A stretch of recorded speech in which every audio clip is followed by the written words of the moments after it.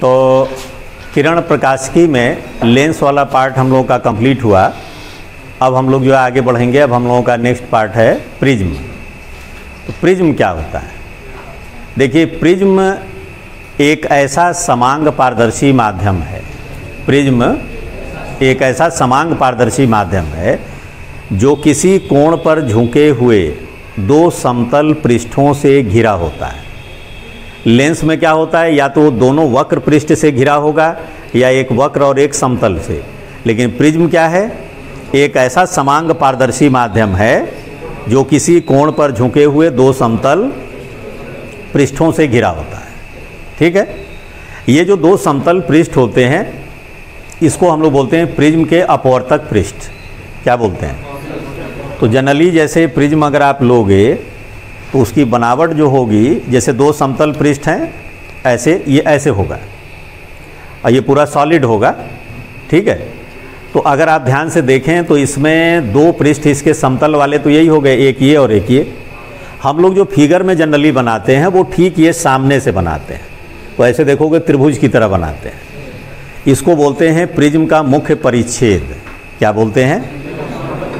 ठीक है, और ये जो दो अपवर्तक पृष्ठ हमारे थे, ये और ये, इनके बीच का जो कोण है इसको बोलते हैं प्रिज्म का अपवर्तक कोण। क्या बोलते हैं? आपसे अगर ये पूछा जाए कि भाई प्रिज्म में कुल कितने पृष्ठ होते हैं, तो प्रिज्म में देखिए 1 2 3, इधर से 4 और एक ये बेस, 5 पृष्ठ होते हैं। इतनी बात आप समझ गए? तो अब हम लोग जो है प्रिज्म द्वारा प्रकाश का अपवर्तन देखेंगे कि प्रिज्म द्वारा प्रकाश का अपवर्तन कैसे होता है।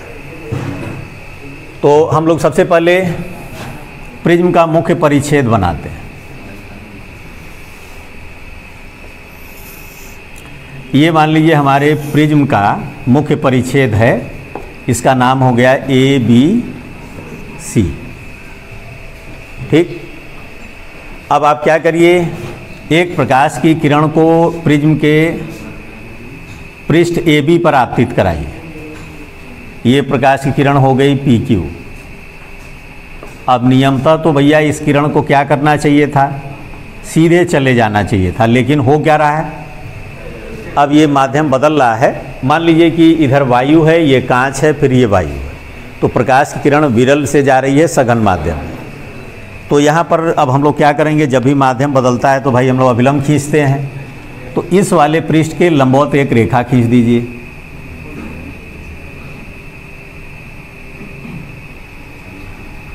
ठीक है, ये अभिलंब मान लीजिए हमने खींच दिया। अब हमारी प्रकाश की किरण जो है जा रही है विरल से कहाँ, सघन माध्यम में। तो विरल से सघन में जाने पर ये क्या होगा, अभिलंब की ओर झुकेगी। तो भाई इसको अभिलंब की तरफ झुका दीजिए। ये देखिए ऐसे आ गया। तो PQ और यहाँ हम लोगों ने नाम दे दिया R। फिर यहाँ माध्यम बदल रहा है ना, तो यहाँ पर देखिए ये है आपतित किरण।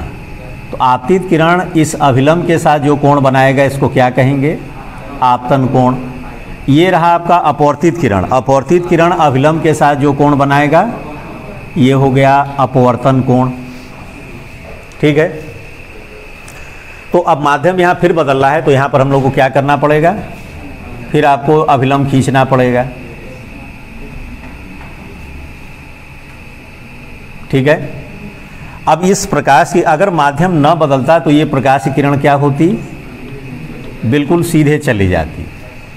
लेकिन अब ये जा रही है सघन से विरल माध्यम में। कहाँ से कहाँ जा रही है, तो सघन से विरल माध्यम में जाने पर प्रकाश की किरण अभिलंब से दूर हटेगी। तो अभिलंब से दूर हटने का मतलब ये ऐसे चली जाएगी। इसको मान लीजिए हमने नाम दे दिया RS। तो अब यहाँ पर इस पृष्ठ पर अगर आप आओगे तो दूसरे वाले पृष्ठ के लिए ये आपतित किरण हो गया ना। तो ये वाली आपतित किरण इसके साथ जो कोण बनाती है इसको हम लोग दिखाएंगे R' से। किससे दिखाएंगे, और ये है आपकी निर्गत किरण। देखिए इसको बोलेंगे आपतित किरण, अपवर्तित किरण, और इसको क्या बोलेंगे, निर्गत किरण। अभिलंब के साथ जो कोण बनाएगा इसको हम लोग दिखाएंगे I' से। किससे दिखाएंगे, ये चीज। तो ये देख रहे हो प्रिज्म का ओवरऑल क्या पोजीशन दिखा कि वास्तव में एक प्रकाश की किरण देखिए ये सीधे जा रही थी, लेकिन निकलने के बाद वो क्या हुआ, आधार की तरफ झुक गई। तो प्रिज्म क्या करता है कि प्रकाश की किरण को अपने आधार की तरफ मोड़ देता है। बात समझ में आई? तो इसमें देखिए आपतित किरण देखिए ये थी, निर्गत किरण ये हुई। तो आपतित किरण और निर्गत किरण के बीच का कोण क्या होगा, इसको आपने डैश डैश करके पीछे बढ़ा दिया। ठीक, ये जो कोण बना इस कोण को हम लोग बोलते हैं विचलन कोण। क्या बोलते हैं? और इसको डेल्टा से दिखाते हैं। समझ में आई बात? तो अब हम लोग क्या करते हैं कि अब एक प्रयोग करते हैं और प्रयोग के द्वारा आपतन कोण और विचलन कोण के बीच ग्राफ खींचते हैं। क्या करते हैं? तो जैसे हमने x अक्ष पर ले लिया आपतन कोण और y अक्ष पर क्या ले लिया, विचलन कोण। और ये ध्यान रखना है कि आपतन कोण का मान किसी भी हालत में 30 डिग्री से कम न होने पाए। कितने से? अब आप कहेंगे ऐसा क्यों भाई? उसका रीज़न ये है कि अगर आपतन कोण का मान आपने वायु कांच वाले पृष्ठ के लिए आपतन कोण का मान 30 डिग्री से कम रख दिया, तो ये प्रकाश की किरण जब यहाँ पर आकर के गिरती है तो ये आपतन कोण क्रांति कोण से ज़्यादा हो जाता है और ये पता चलेगा ये प्रकाश की किरण यहीं से परावर्तित हो जाएगी। तो भैया जब प्रकाश की किरण निर्गत ही नहीं होगी तो विचलन कोण मिलेगा कहाँ से? समझ में आई बात? तो इसीलिए आपतन कोण का मान 30 डिग्री से ज़्यादा रखना है। तो आपतन कोण का मान 30 डिग्री से ज़्यादा रखते हुए और जब आपतन कोण और विचलन कोण के बीच ग्राफ खींचते हैं तो ये ग्राफ कुछ ऐसे बनता है, ऐसे करके ऐसे चला जाता है। अब इससे क्या समझ में आया भाई? इससे ये समझ में आया कि हम जैसे जैसे आपतन कोण बढ़ा रहे हैं वैसे वैसे विचलन कोण क्या हो रहा है, घट रहा है, घटता जा रहा है। एक विशेष आपतन कोण पर आकर के विचलन कोण का मान कम से कम हो जा रहा है, मिनिमम हो जा रहा है। इसको हम लोग बोलते हैं अल्पतम विचलन कोण। क्या बोलते हैं? और उसके बाद अगर आप आपतन कोण को बढ़ाओगे तो विचलन कोण फिर से बढ़ना शुरू हो जाता है। शुरू में आपतन कोण बढ़ाओगे तो विचलन कोण घटता जाएगा, घटता जाएगा। एक विशेष आपतन कोण पर विचलन कोण न्यूनतम हो जाएगा और उसके बाद अगर आपने आपतन कोण बढ़ाया तो विचलन कोण फिर से बढ़ने लगता है। इस पूरी कहानी से क्या समझ में आया कि किसी दिए गए प्रिज्म के लिए एक और केवल एक आपतन कोण के लिए एक और विचलन कोण का मान न्यूनतम होता है। जैसे एग्जाम्पल के तौर पर अगर ये कोण 48 डिग्री है, 48 डिग्री है, तो 48 डिग्री के लिए ही आपको अल्पतम विचलन मिलेगा, चाहे प्रकाश की किरण को इधर से आपतित कराइए चाहे किसी भी साइड से। ठीक है? तो अल्पतम विचलन की स्थिति में अगर आप दिमाग पे जोर डालिए, थोड़ी देर के लिए सोचिए कि ये वो कोण है जिसके लिए विचलन कोण क्या मिला, अल्पतम मिला। तो हमने आपको एक प्रकाश के उत्क्रमणीयता का सिद्धांत बताया था कि अगर मान लीजिए प्रकाश की किरण इधर से होकर के ऐसे होकर के यहाँ आई, अब आप यहाँ पर क्या करो, एक तो समतल दर्पण रख दो। क्या रख दो? और समतल दर्पण इस तरह से रखो कि ये निर्गत किरण उस दर्पण पे एकदम लंबवत गिरे, तो ये पता चलेगा ना, ठीक ऐसे ही वापस होकर के ऐसे चला जाएगा ना। तो अब आप ये सोचिए कि अगर हम इधर से आपतित कराए तो कोण आई के लिए अल्पतम विचलन मिला, तो जब हम इधर से ये प्रकाश की किरण जब वापस होगी तो भैया इसको जब पीछे बढ़ाओगे तो ये कोण इस कोण के बराबर होगा ना। तो भाई जब इधर से आपतित हुआ तो अल्पतम विचलन मिला, तो इधर से जब ये लौटा तो भी तो अल्पतम विचलन ही होना चाहिए। और हमको ये पता चला कि एक और केवल एक आपतन कोण के लिए अल्पतम विचलन होता है। तो भैया ये कैसे पॉसिबल है कि ये कोण अलग होगा और ये कोण अलग होगा? इसका मतलब अल्पतम विचलन की स्थिति में आई जो है वो आई डैश के बराबर हो जाएगा और आर जो है वो, तो ये याद रखने वाली बात है कि अल्पतम विचलन की स्थिति में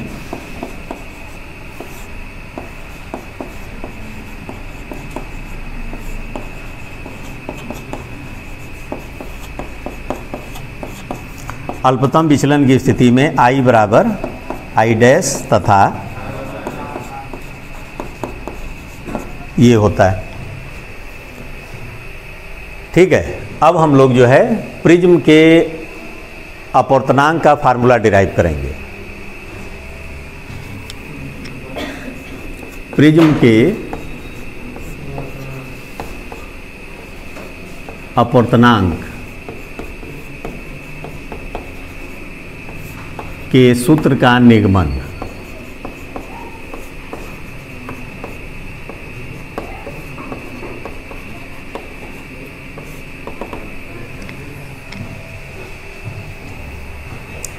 तो प्रिज्म के अपवर्तनांक के सूत्र के निगमन के लिए यहाँ कुछ प्रोसेस चलेगा, ही थोड़ा सा दिमाग लगाना होता है, इसको ध्यान से समझिएगा। देखिए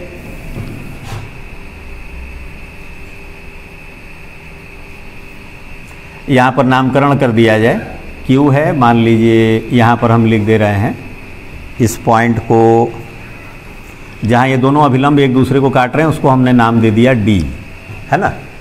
आप आइए सबसे पहले यहाँ चतुर्भुज AQDR में, चतुर्भुज AQDR में, इसमें अगर आप ध्यान से देखिए तो कोण AQD ये 90 है, कोण ARD भी 90 है, तो 90 90 कितना हो गया 180। तो इसका मतलब इसका और इसका योगफल भी, भाई किसी चतुर्भुज के चारों कोणों का योग 360 होता है। तो भाई जब इन दोनों का योग 90 90 180 हो गया, तो जो बचे हुए दो कोण हैं उनका योग भी तो 180 होगा। तो इसमें हो गया कोण A प्लस कोण D बराबर 180। तो यहाँ से D का मान आ गया 180 माइनस A, अलग रख लीजिए, ठीक। अब आइए आप त्रिभुज QDR में, त्रिभुज,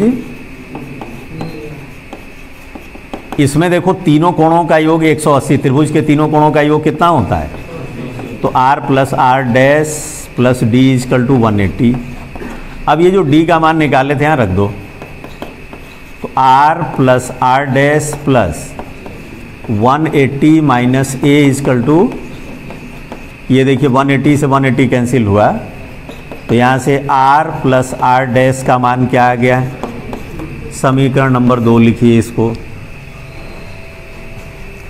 मतलब मेन हमारा पर्पज होना चाहिए कि जो भी कोण वगैरह निकलें सब I, R और A के पदों में, I, R और A, ठीक। क्योंकि अंततः तो भैया साइन I बटे sine R equal to N का ही नहीं यूज करोगे। अब जो है हमारा अगला काम होगा कुछ और कोण निकालने का। यहाँ पर मान लीजिए हमने नाम दे दिया E, क्या नाम दे दिया। अब आप ध्यान से देखिए और हमको ये बताइए कि भाई ये वाला कोण कितना होगा,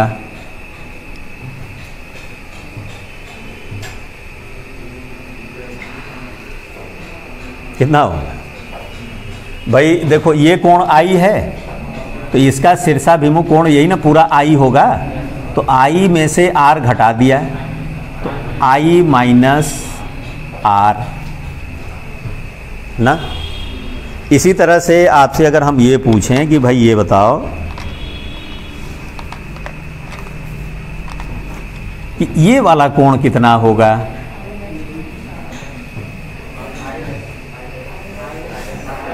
ये हो जाएगा I dash minus I dash minus, ये हो गया। भाई अलग अलग कलर से दिखाने से विजिबिलिटी क्लियर होगी,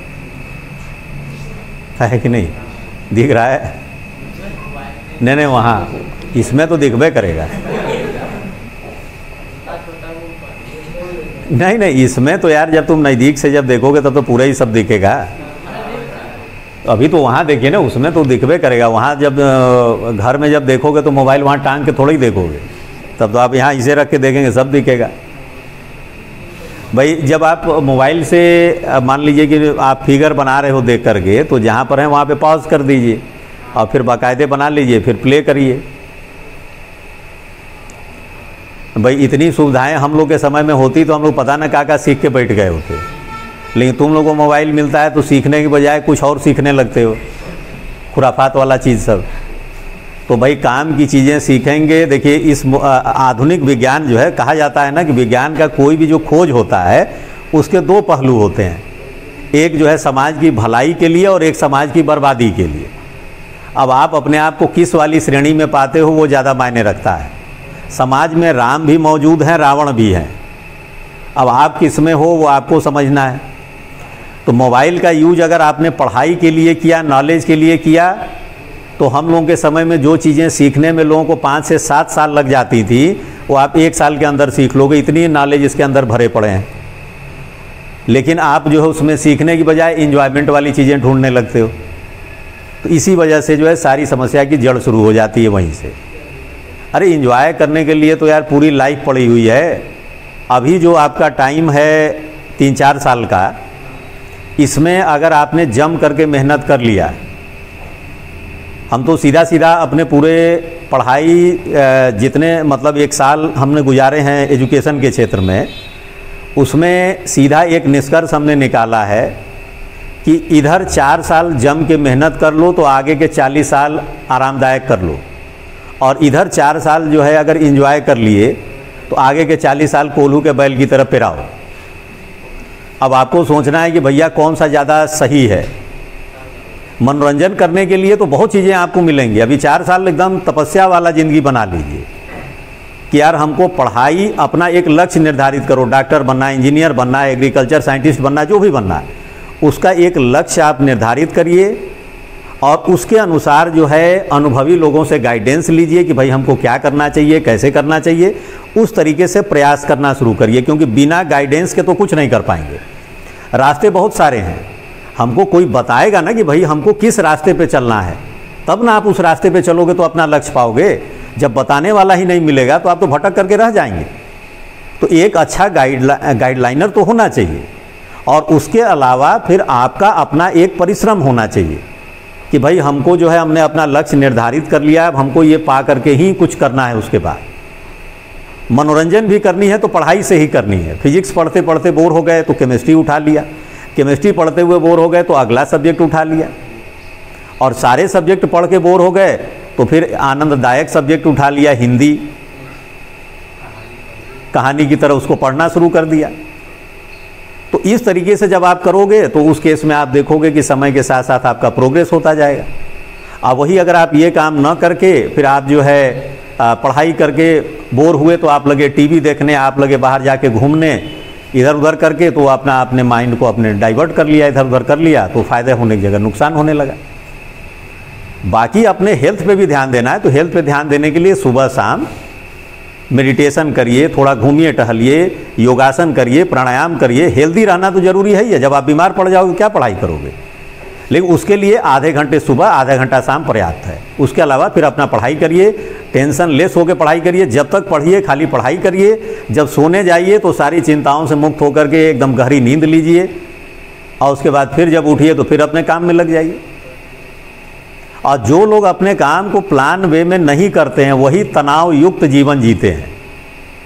वो बिन पेंदी के लोटा की तरह किसी दिन 8 घंटा पढ़ लिए, किसी दिन पढ़वे नहीं किए, तो उनके काम में जो है कोई कंटिन्यूटी तो होती नहीं है, उनका लोड बढ़ता चला जाता है। भैया लोड बढ़ेगा तो टेंशन तो अपने आप होना है।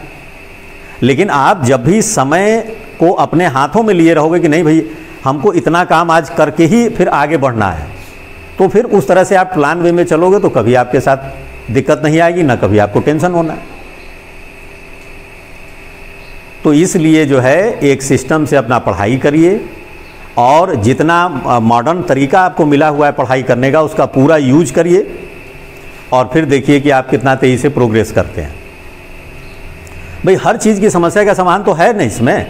जो चीज़ नहीं आ रहा है आपने उस पर सर्च किया। अब लेकिन एक गलत आदत बच्चे क्या सीख रहे हैं कि भाई मान लीजिए हमारे पास इंग्लिश का वर्ड पावर बहुत अच्छा नहीं है, तो उनको किसी वर्ड में प्रॉब्लम हुई तो वो तुरंत जो है गूगल पे सर्च करके उसका मीनिंग देख लिए। और ये नहीं होता है, आपने जब मीनिंग देखा तो उसको कहीं नोट करिए। अब आपको याद हो जाना चाहिए वो, कि अगली बार उसको ना देखना पड़े। भैया आप एग्जामिनेशन हॉल में आपको मोबाइल नहीं ना मिलेगा, कहीं आप इंटरव्यू देने जाओगे, आप इंग्लिश टू इंग्लिश कन्वर्सेशन करना है तो वहाँ मोबाइल लेके थोड़ा ही आपको बैठना है। तो वहाँ तो आपके दिमाग में तो सारी चीज़ें आप यहाँ से निकालिए और कहाँ भरते जाइए, दिमाग में भरते जाइए, तब आप नॉलेजेबल बनते जाएंगे। फिर आपकी पूछ होगी समाज में, आपका जो है नॉलेज सबसे ज़्यादा होगा तो हर कंपटीशन के एग्ज़ाम में आप सबसे आगे चलेंगे।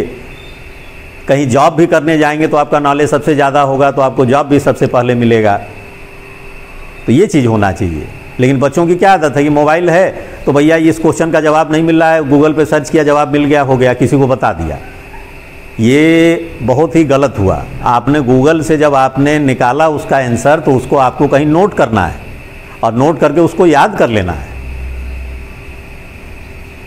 तो इस तरीके से जब आप चलेंगे तब जा कर के आपका नॉलेज बढ़ता जाएगा। तो समाज में हर चीज़ के हमने बताया ही कि दो पहलू है, फ़ायदे भी हैं, नुकसान भी है।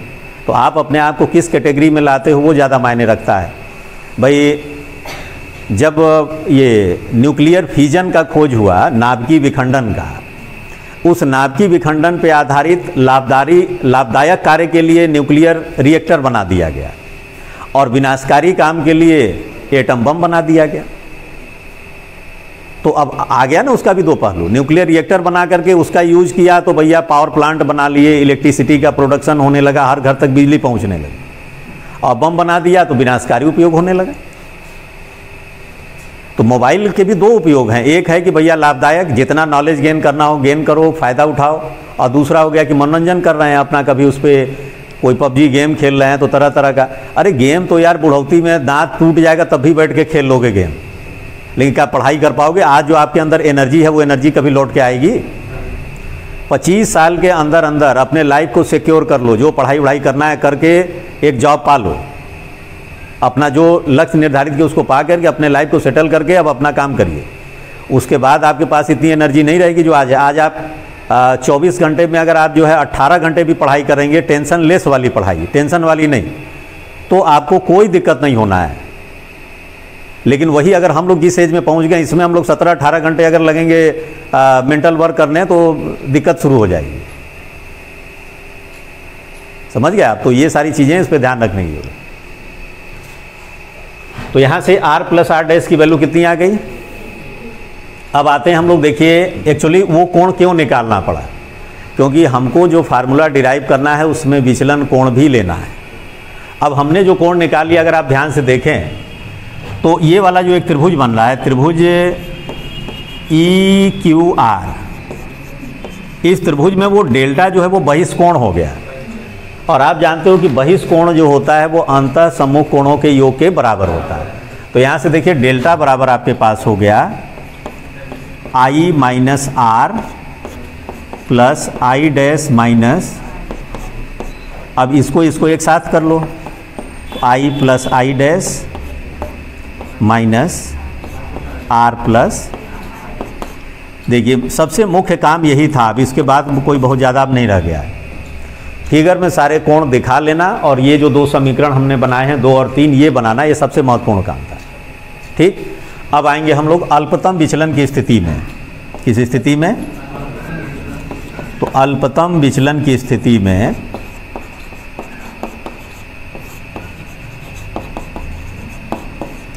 क्या होगा भाई?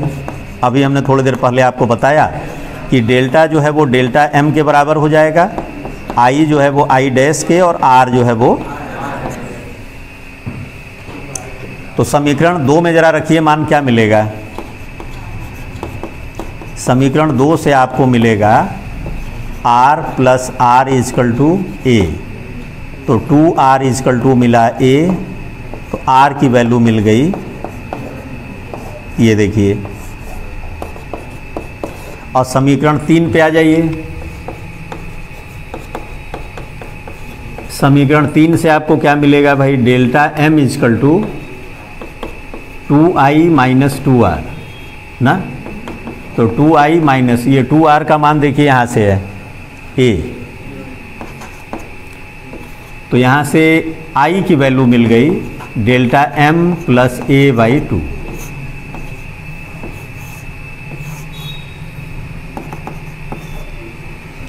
ठीक है, अब आप जो है स्नेल का नियम लगा दीजिए।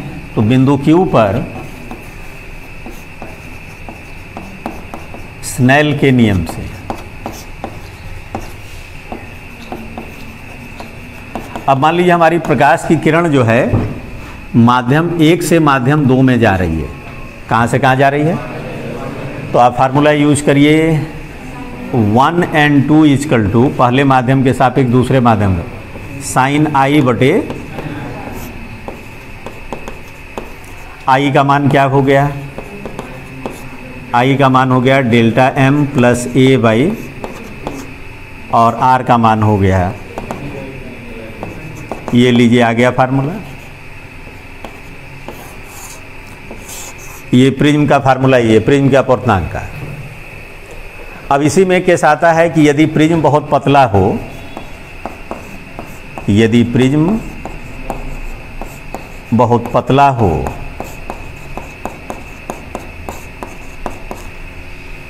तथा सभी कोण रेडियन में मापे जाएं,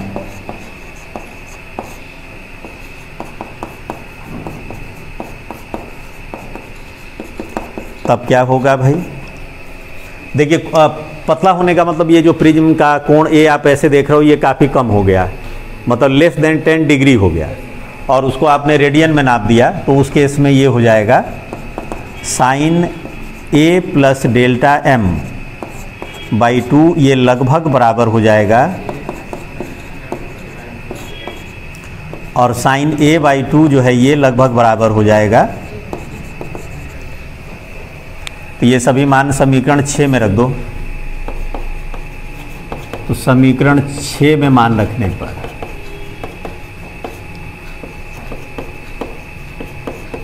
क्या मिलेगा? 1 and 2 इक्वल टू हो जाएगा delta M plus A by 2 upon A by, ये 2 से 2 कैंसिल हो गया,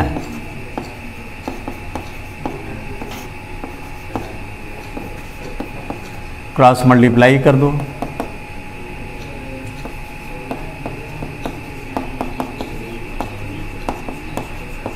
ए को उधर पक्षांतर कर दो, तो डेल्टा एम का मान आ गया 1 and 2 माइनस 1 इंटू। ये ध्यान रखिएगा कि ये फार्मूला आप तब यूज करिएगा जब पतला प्रिज्म हो, और वैसे जनरल प्रिज्म अगर आप लेते हो तो ये फार्मूला होगा। ठीक है। अब नेक्स्ट जो हम लोगों का कल चर्चा होगा वो है कि प्रिज्म पर जब श्वेत प्रकाश की किरण गिरती है तो 7 रंगों में क्यों विभक्त हो जाती है, उस पर कल चर्चा होगा। ठीक है।